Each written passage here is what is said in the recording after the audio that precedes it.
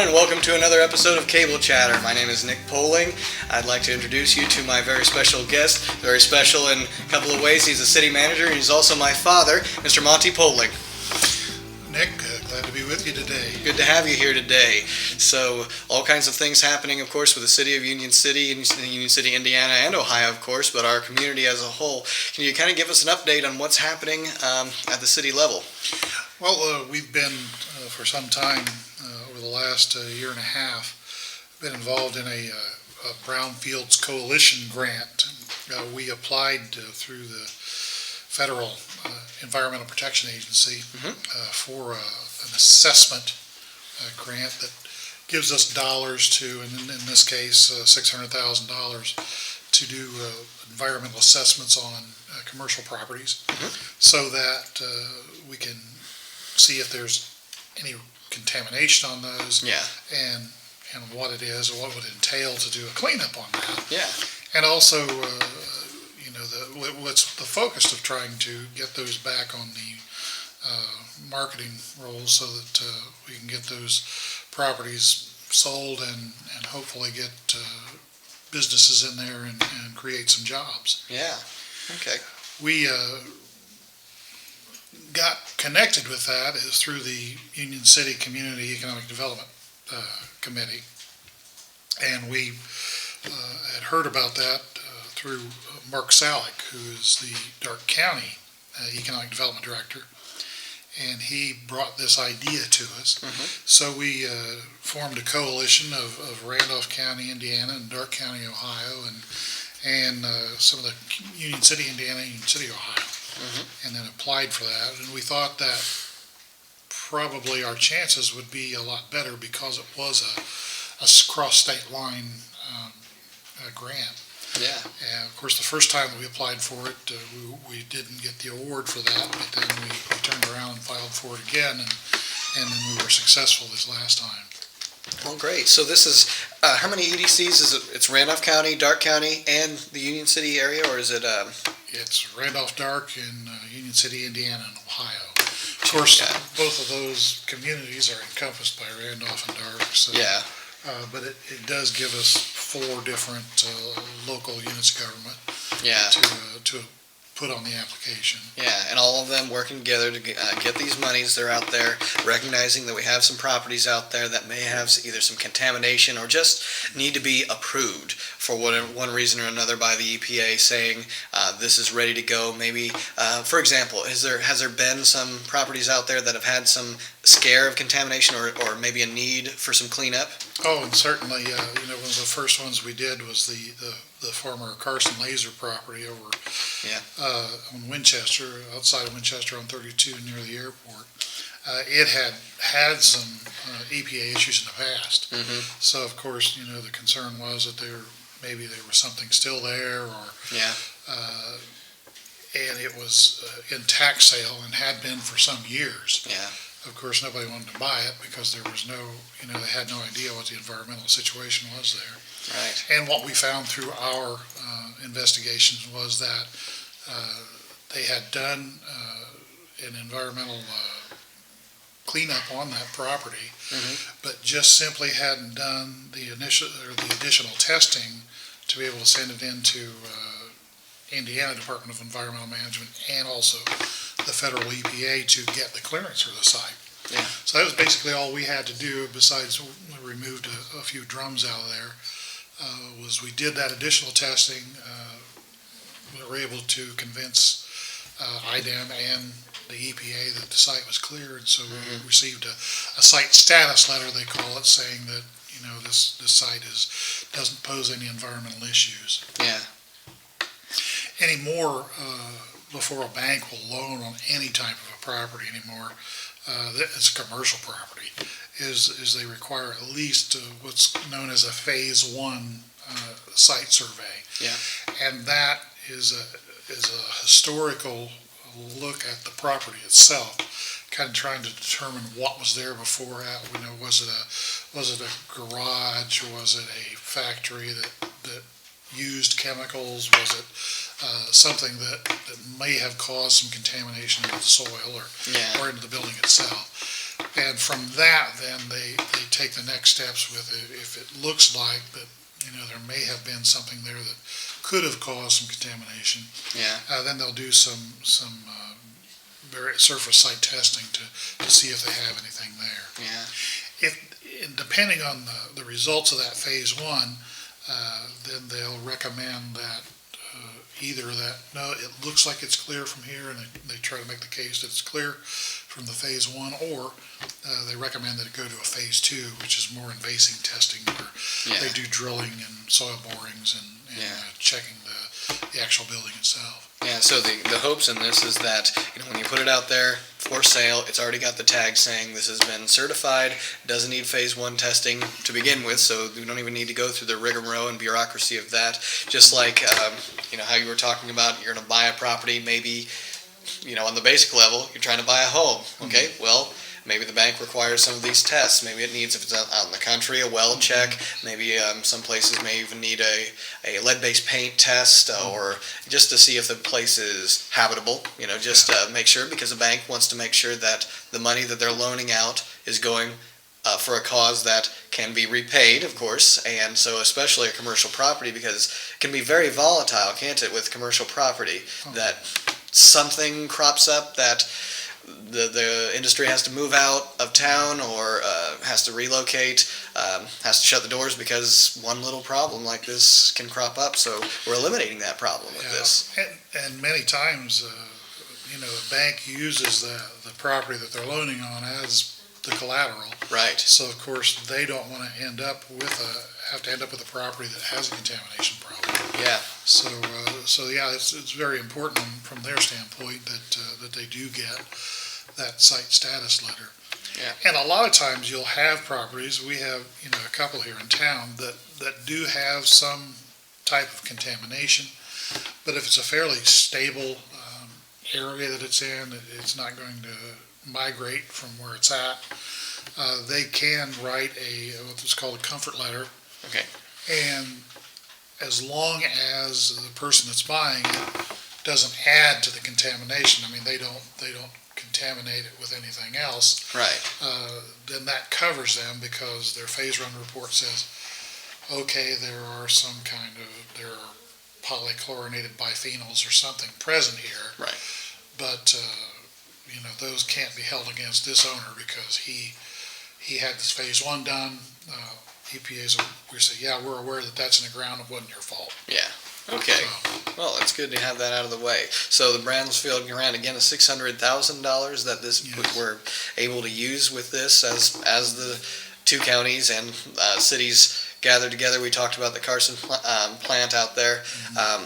Filling stations in Union City, any of those that have... Yeah, we've done a number of filling stations. Of course, most familiar to us in the local community is the former Pennzoil station on Elm Street, and then just down the street from that, the former Warren Sunoco site. Right. So we've done tank removal and cleanup, a bit of cleanup on that in order to do the sampling we needed to do. So those two sites should be clear for sale, and I believe that the Pennzoil site is in the hands of a realtor now. Okay, well, good. So yeah, and a lot of those things can jar that moving ahead. Just grind it to a halt, and so I'd like to get past those. So our filling stations, of course, you'd think about a place like that with spillage, gasoline, or if they do oil changes, things like that, seeping into the ground. So it sounds like, that is getting cleared off, and it's no problem. Can move ahead and getting those properties moved, get somebody moving into those properties and replacing with something else. So other aspects of the Brownfield grant that it may benefit us, or is this starting to dry up, or we still have plenty out there, plenty of work to do? Well, unfortunately we've used up all of our petroleum money, and those, of course, were for those sites. Basically filling stations, but then any other sites that might have petroleum contamination. Our grant was broke down into $400,000 for hazardous materials Okay. inspection, and the other $2 $200,000 was for petroleum sites. Gotcha. Well, with the amount of gas stations that are around and were around in years past, when there was one nearly on every corner, it's very you can very quickly use up $200,000 in that type of an operation. I think we've done 3 gas stations, and by the time you talk about having to remove the tanks so you can test under them to see if there's been any escape of chemical or gasoline in that case, it uses it up pretty quickly. I imagine, but there's still monies out there to check for other kinds of contaminants, like you talked about the Carson plant. So, and putting them out there. Any so far, and it's okay if there isn't, because this is relatively new project, of those sites with prospective buyers or people interested in any of these properties, or maybe you don't see that. Well, it's actually the Carson Laser site did sell just shortly after the environmental review is complete. Great. And as we say, it looks as if the Pennzoil Sites had several interested parties looking at it, so I'm fairly sure that in short order it'll have a new owner. Good. So we have a couple of sites that we're looking at now that people have expressed interest in already. So it's really working as it's supposed to be working. Sure. Not always the case with these federal programs sometimes. Yeah. Well, great. Now tell us a little about in the planning stages, putting this together, picking sites. Obviously, all the EDCs working together. So tell us some of the maybe members of our community that are involved in the EDC. Of course, yourself, Brian Conklin, our mayor.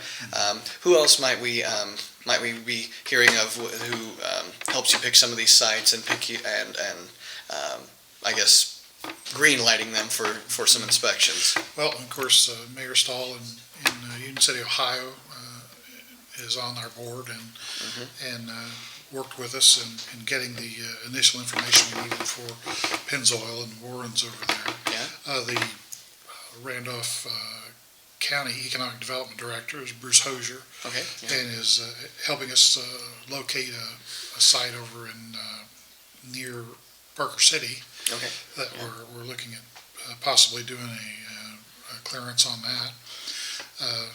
But then we have just general members of the community that are on that board, and about 20 members on that. So we ask them, of course, to locate any sites that they think of.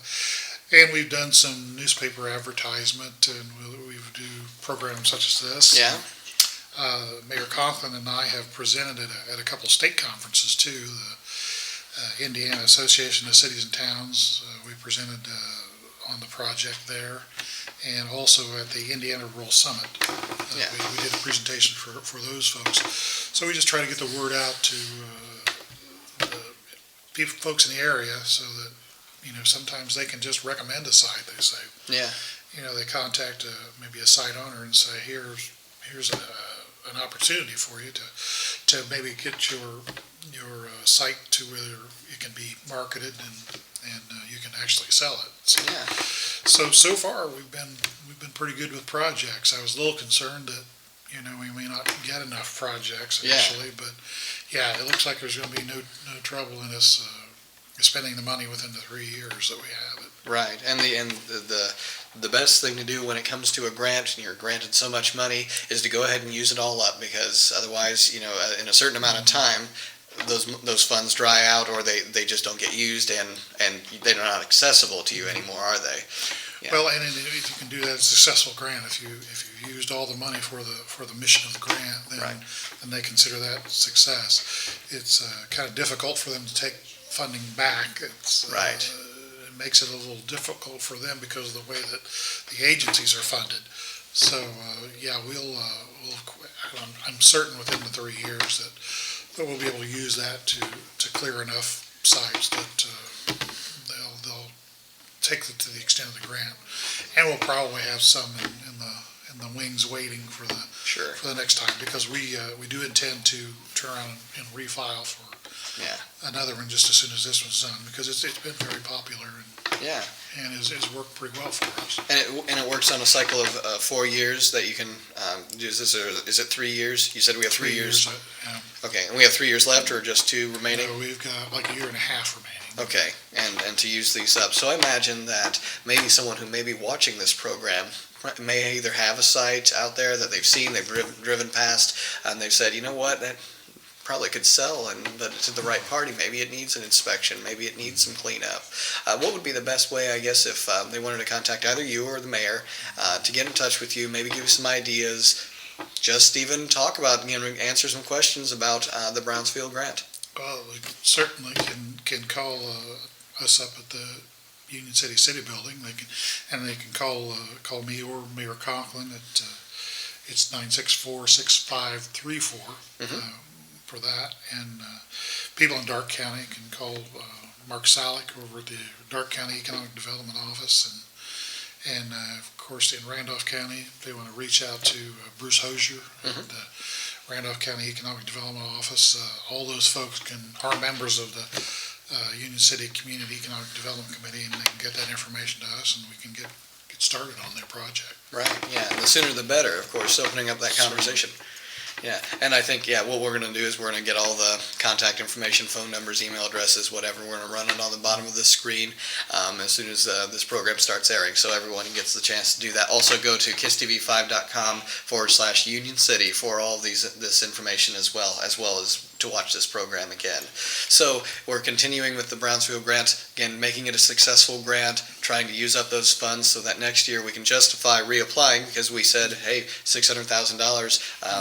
It was useful, and here's some success stories out of it. Maybe we've sold some properties, like you said, the Carsons, and hopefully we can get some of the other properties out there sold. Any other projects that are maybe a bit of interest to some of the people of the public? Well, what's been good about this Brownfields Coalition grant and the coalition itself is that it's really helped bring together Randolph County, Indiana, Darke County, Ohio, and we're doing some other joint projects together. Union City is part of the Darke County Community Investment Corp, and so we work together with them, knowing that jobs that come to Darke County, our folks are going to work there. Many already do work in Darke County, and Darke County realizing too that they feed some people over here to Indiana to work in our communities. So keeping us thinking on a more regional scale, keeping us thinking about working together and doing things jointly.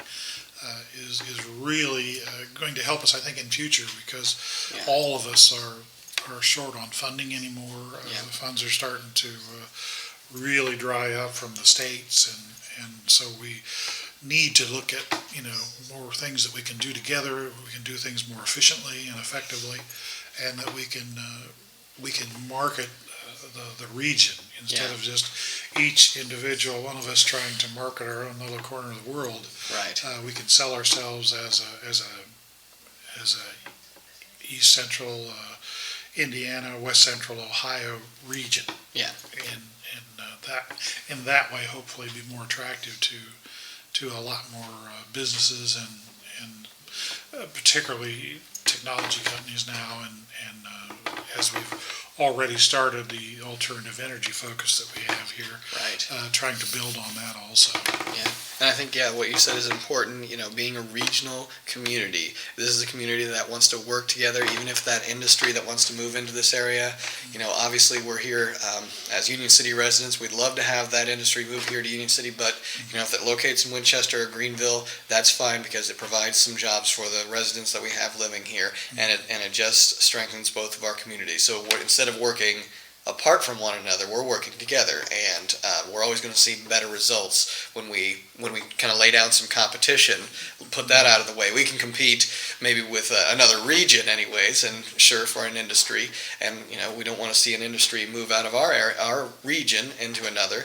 That could devastate the job situation we have in here, and so being able to provide that is important. So the Brownfield grant specifically is for commercial property, not any. So this is not like a municipal. This can't be a municipal property to clean up, right? It can't be a government-owned property. Well, nobody that is within the coalition, of course, is not eligible for the funding. Right. A government agency that like we do some things for the city of Greenville. Okay. And some of the smaller communities around, because they're not specifically named as part of the coalition, so those projects are eligible. Yeah, so so it could be if there's infrastructure issues that are out there that have been gone for a long time, that could. So it's not completely localized to commercial, but commercial is where usually you have these problems of contamination. Usually, if a city or a county government property has these problems, they try to take care of them quickly, and they may have funds set aside for that. Of course, in a disaster situation, everyone could use some help when it comes to a disaster, when a natural disaster hits or a spill, an accident happens. Of course, we in Union City are no stranger to that when we've had industry. The Westinghouse incident that we had, the cleanup, went forward with that. Wouldn't have been nice to maybe have this back. I think it was in the 90s when we had that happen. So anything more that maybe to let the public know, let our viewers know about this Brownfield grant? What else can we expect to see in the future from this, or maybe any other way they maybe become more informed or involved? Well, and of course we'll try and continue to do some